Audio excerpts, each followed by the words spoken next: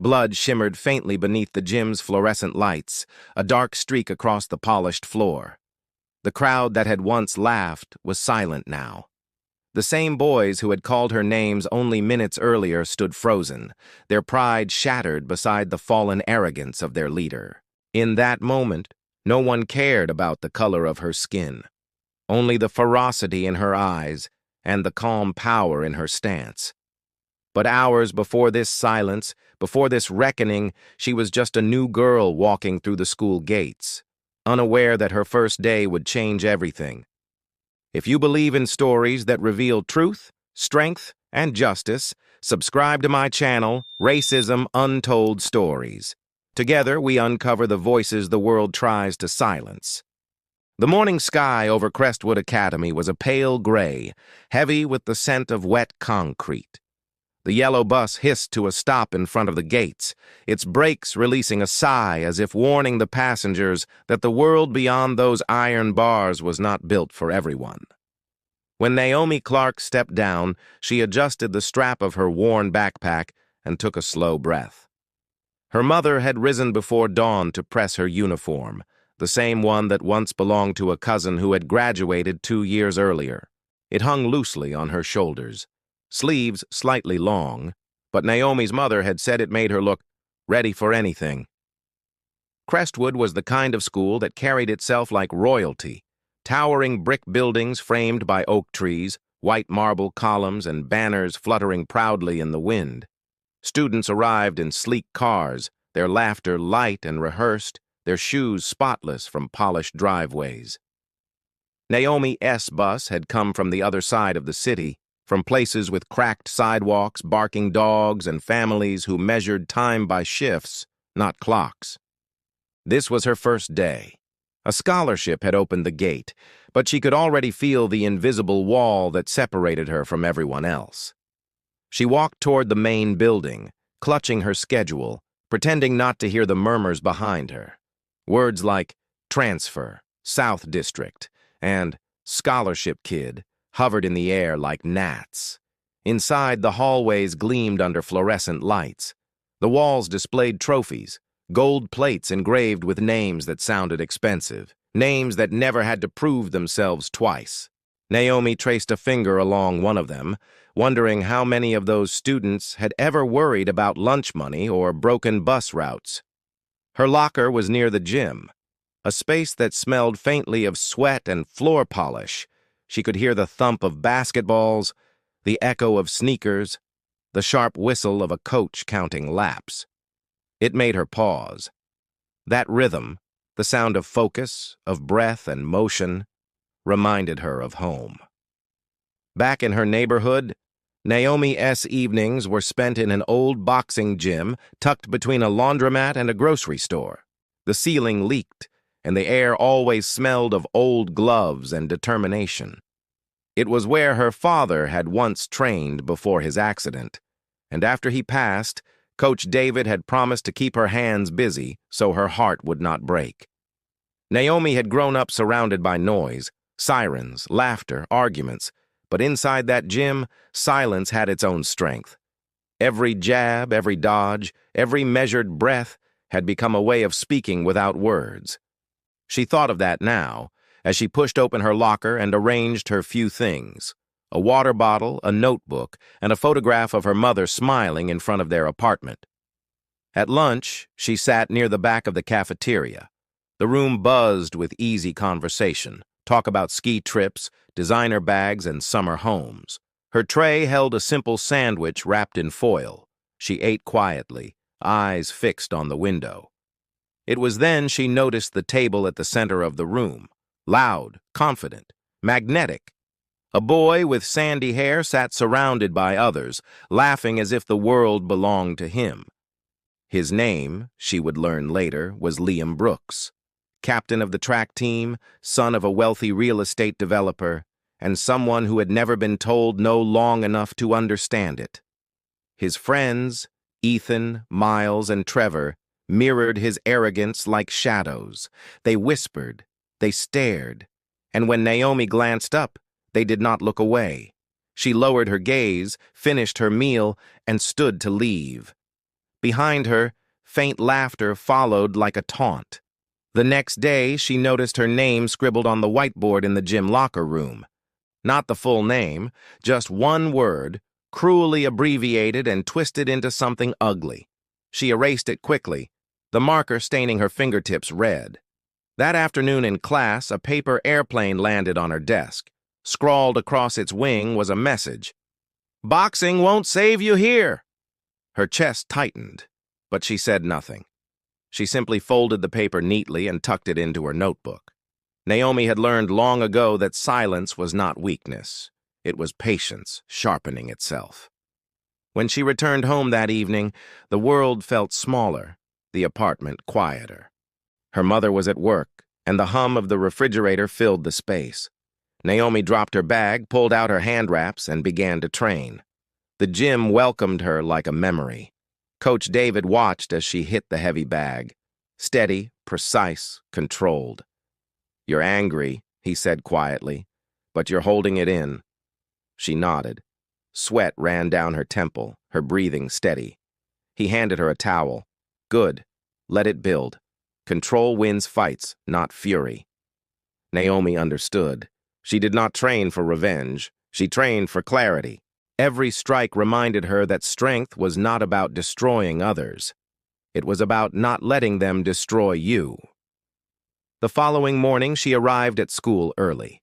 The hallways were empty except for the sound of janitors cleaning. She stood near the trophy case again. Her reflection shimmered against the glass. Brown skin, tired eyes, a uniform that did not quite fit. For a brief moment, she wondered if she would ever belong here. By third period, the whispers had grown louder. When she passed by Liam and his friends, they smirked, whispering something she could not fully hear, but felt anyway. The sting of being different, the weight of being watched. During physical education, Coach Graham asked for volunteers to demonstrate sparring techniques. Naomi's hand twitched, but stayed at her side. She did not need to prove herself. But when Liam raised his, she saw the way he looked at her, a challenge hidden beneath a smirk. "You ever boxed before, Clarke?" he called out, as if he already knew the answer. The class chuckled. She simply met his eyes and said nothing. That silence unnerved him more than words ever could. Later that day, while Naomi waited for the bus, she overheard him talking to his friends. They were planning the annual Crestwood Charity Exhibition, a day of sports meant to raise money for underprivileged students. There was talk of including a friendly boxing demonstration. Liam's idea, of course. He had turned the sport she loved into another stage for mockery. Naomi said nothing, but inside, something shifted, a quiet resolve. That evening, back in the gym, she punched harder, faster. Her rhythm was clean, her form refined. Every movement whispered, "Wait, just wait." In the ring, she was no longer the scholarship girl or the outsider. She was simply herself, strength wrapped in silence. And though she did not yet know it, that same silence would soon echo through the gymnasium of Crestwood Academy, turning laughter into shock and cruelty into shame. Because beneath the uniform and the whispers, Naomi Clarke was a fighter. And she was about to remind them what strength truly looked like. By the third week at Crestwood Academy, the silence around Naomi Clarke had evolved into something darker, no longer simple curiosity, but calculation. The students had decided what she was before ever knowing who she was. It began with small cruelties, the kind that could hide behind smiles. A chair pulled away as she sat, her locker door mysteriously jammed shut. A spilled drink that accidentally ruined her homework. When she reported it, the teacher sighed and said softly, "Try to ignore them, Naomi. Things will settle." But they never did. Each morning she walked through those polished hallways, her reflection following her in the glass, calm on the surface but carved with quiet endurance. The laughter that trailed behind her had a rhythm now, a steady beat that tested her patience with every step. Liam Brooks led the rhythm. He always did. With his easy grin and a charm that fooled adults, He was Crestwood's favorite son.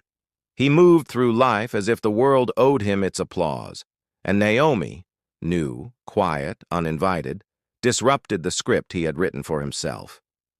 He could not explain why her silence irritated him so deeply. Maybe it was because she refused to react. Maybe it was because every insult he threw at her fell flat, absorbed by the strength she carried without speaking. One cold Friday, Naomi found her gym shoes missing. In their place sat a note. "You'll need more than fists to fit in here." She tucked the paper into her pocket and continued barefoot through the locker room, her steps soundless on the cold tile. That afternoon, Liam's laughter echoed off the gym walls as he showed off for his friends. The coach had set up sparring drills.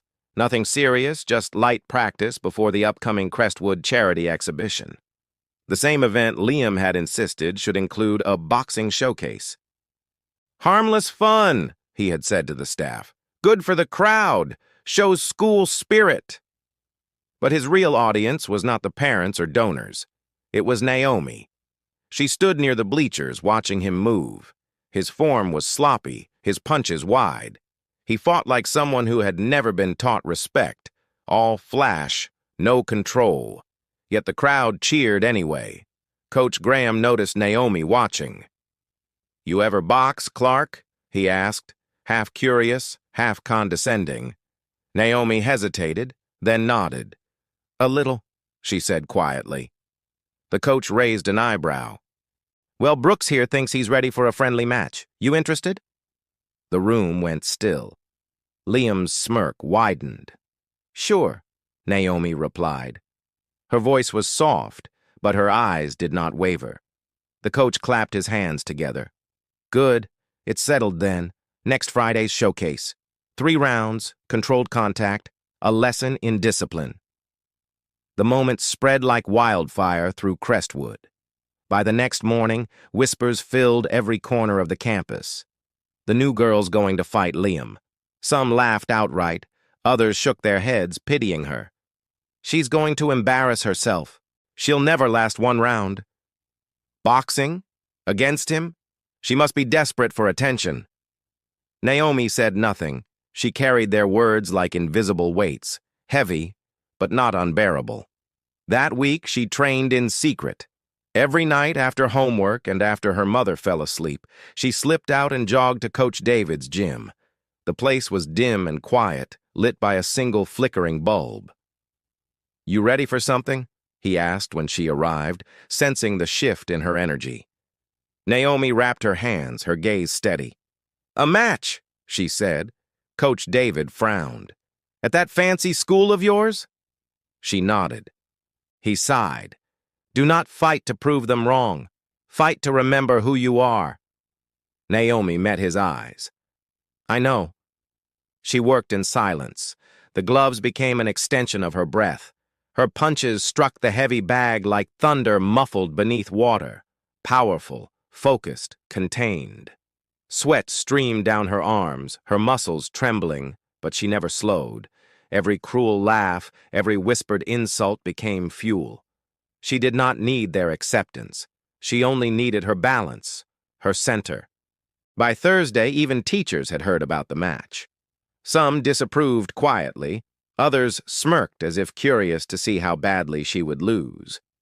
Liam basked in the attention, rehearsing jokes about charity cases and rookie mistakes. When Naomi entered the gym that morning, a hush followed her. Her steps were steady.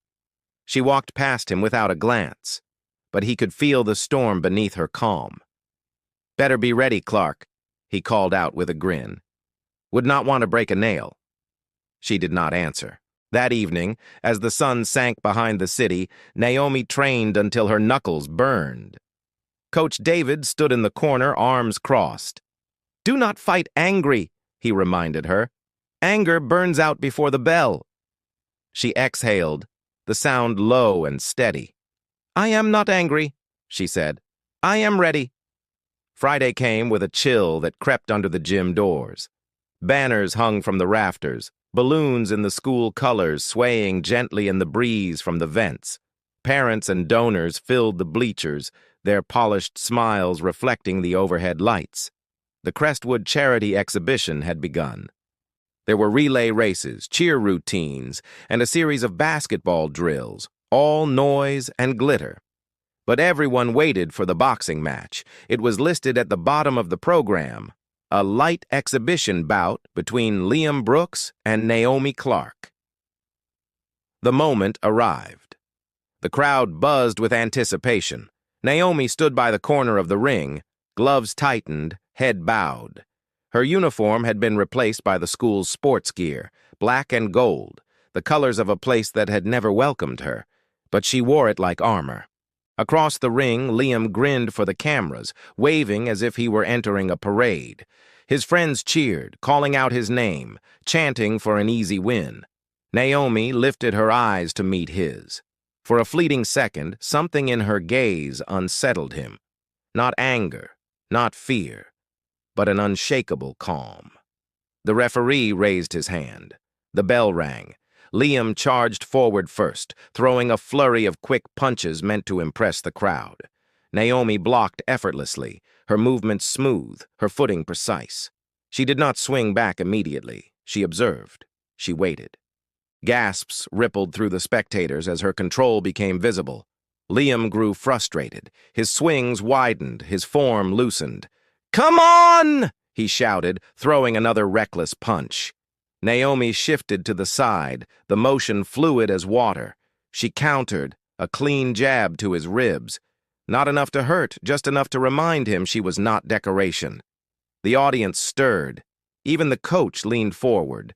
Liam's smile faltered. He attacked again, faster, harder.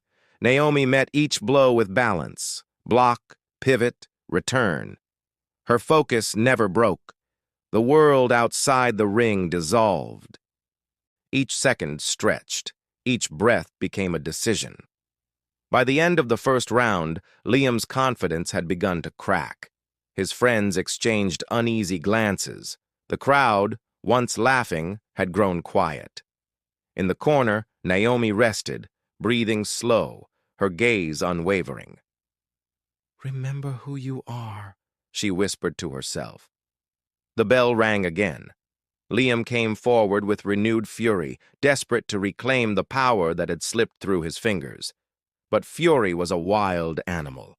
It blinded him. Naomi stepped aside and delivered a precise cross to his shoulder. The sound echoed across the gym like a struck drum. The crowd gasped. For the first time, Liam hesitated. He looked at her, really looked, and saw something that stripped away his arrogance. Discipline. The second round ended with him breathing hard, his movements unsteady. The laughter that had filled the gym was gone. In its place was something new. Respect born from shock. And as Naomi returned to her corner, the noise around her blurred into silence.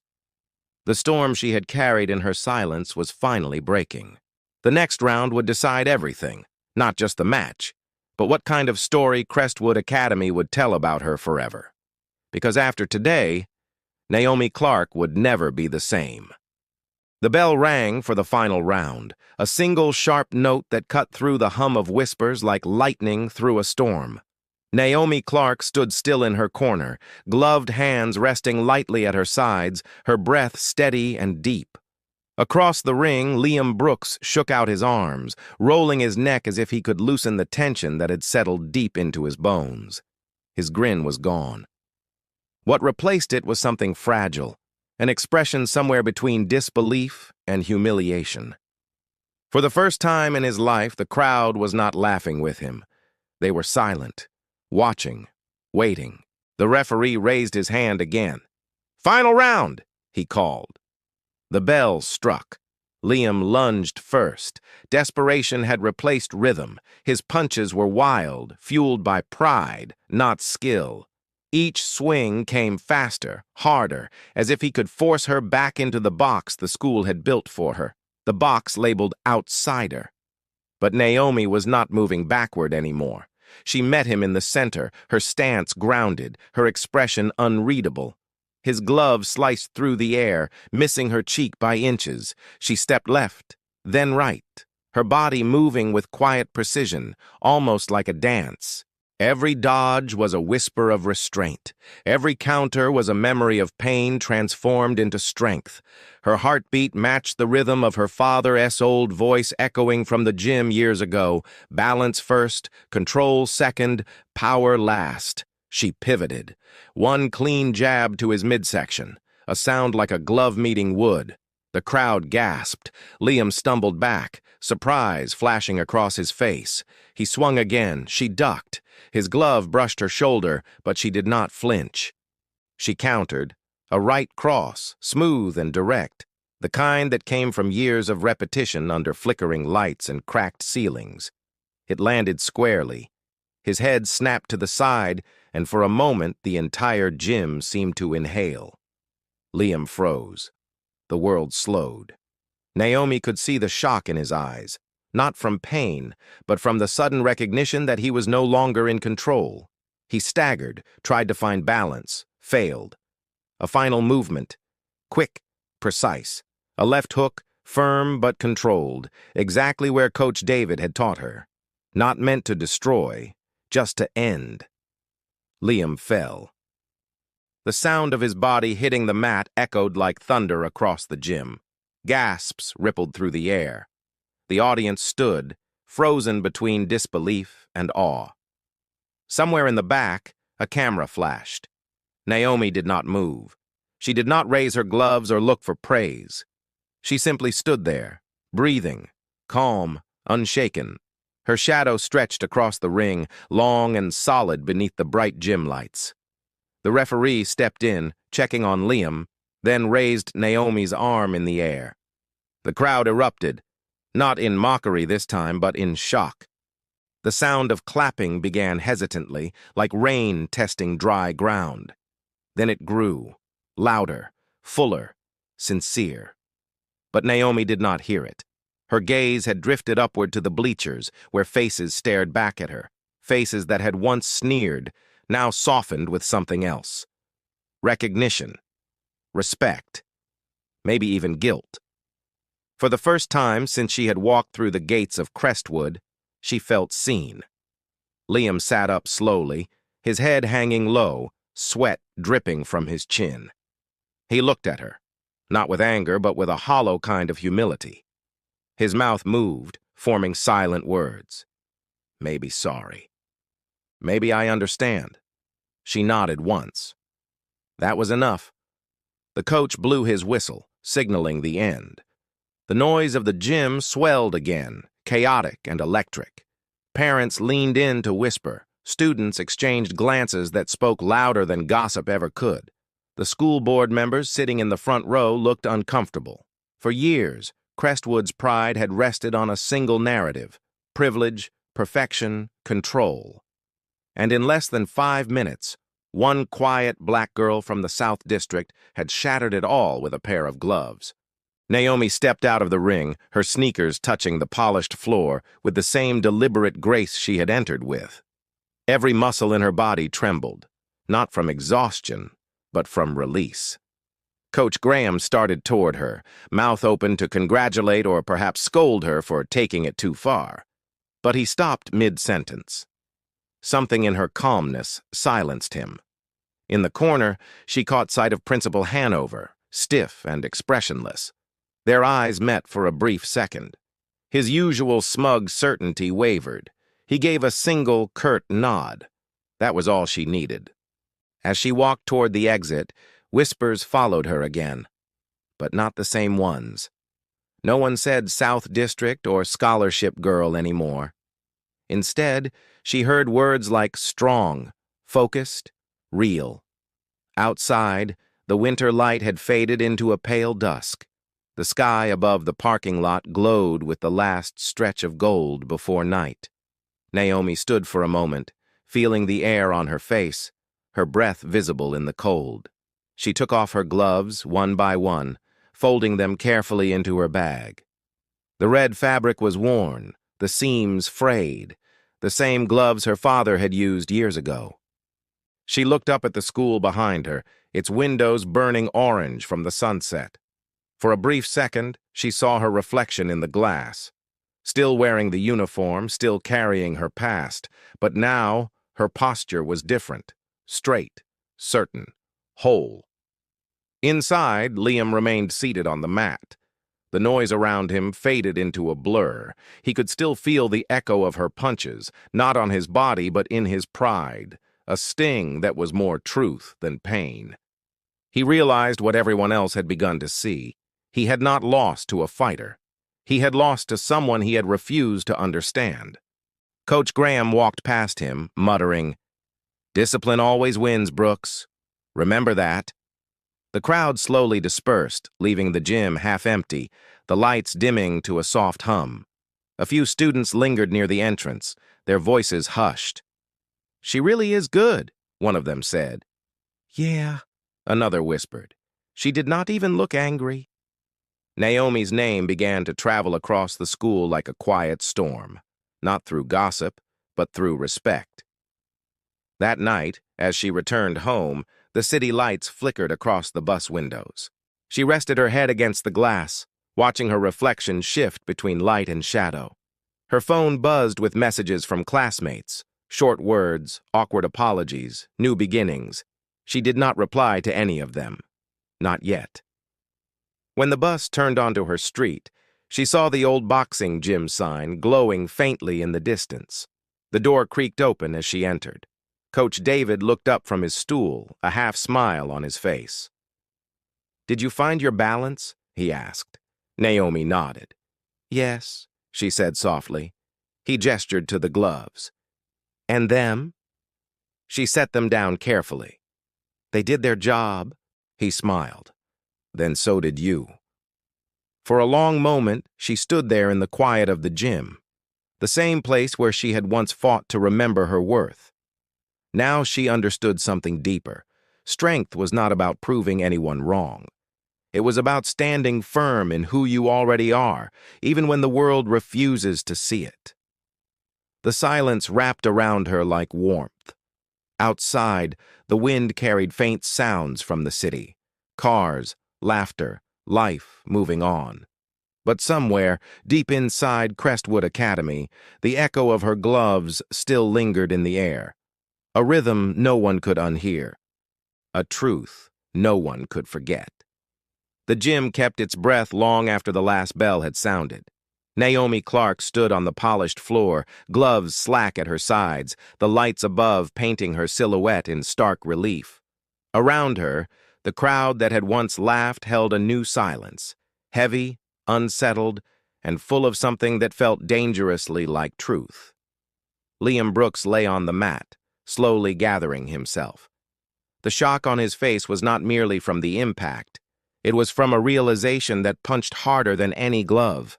He had expected spectacle and mockery. He had not expected to encounter something steady and purposeful that refused to break at his shove. His arrogance had been trimmed down to an uncomfortable edge by the simplest thing: respect earned in motion. Faces in the bleachers shifted. Some flushed with shame. Others folded their hands around cups, unable to meet Naomi's eyes. Coach Graham moved through the ring with hesitance, as if the ground beneath him had become uncertain. Principal Hanover lingered at the lip of the crowd, his composed posture fraying just enough for a look of reconsideration to appear. The school that prided itself on pedigree and polish had been exposed to a force it had not accounted for. The quiet power of someone who had trained through hardship and would not be diminished by spectacle. Naomi did not celebrate. She gathered her gloves and placed them in her bag as if she were closing a book that had long needed an ending. Her breathing evened. The exhaustion that traveled down her limbs felt honest, not hollow. She had not fought to humiliate. She had fought to be visible in a world that had already decided she was not. Outside, the winter sky had gone thin and cold. Naomi walked through the parking lot with the rhythm of someone who had come to understand her own weight. Students trailed behind in small knots, talking in hushed tones. Some offered sidelong nods. Others kept their distance, the old assumptions still half-formed in their expressions. The cacophony that once defined Crestwood Academy softened into conversations that touched on something new: awkwardness, apology, curiosity. The next morning, the echoes of the match threaded through every hallway. Students who had mocked Naomi now found it harder to speak the old jests.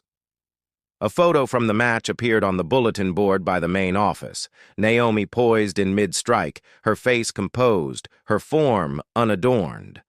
Someone had written beneath it in thick marker, "Discipline reveals truth." The words stuck. Liam did not return to classes the same. His walk was quieter, his gestures smaller.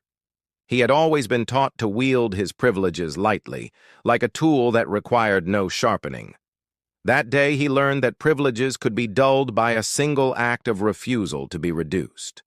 When he finally returned to the cafeteria, he navigated the room like a man testing the strength of a bridge he had once assumed unbreakable.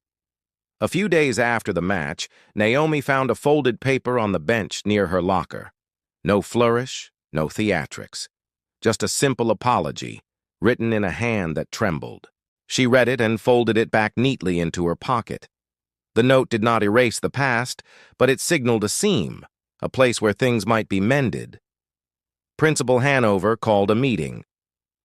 What began as a procedural discussion about sportsmanship became something closer to confession. Teachers spoke in halting tones about overlooked comments and unexamined privileges. Student council members proposed workshops. The phrase "voices of Crestwood" circulated, a tentative attempt to convert shock into education. It was messy. Apology often is. It did not undo the harm, but it opened a space where the harm could be named. Naomi did not seek a spotlight, yet the spotlight found her inconveniently candid. Younger students began to watch her differently. Girls who had once kept to the edges of physical education now stepped forward to ask about her training. Coach David, who had stood behind her for years and watched quiet resolve gather into skill, began to receive messages from parents asking for lessons. The small gym between the tire shop and the laundromat grew fuller. It became a place where discipline and dignity were taught in equal measure. When Naomi accepted the invitation to speak at the first student-led session about bias and boundary, she did not come with theatrics.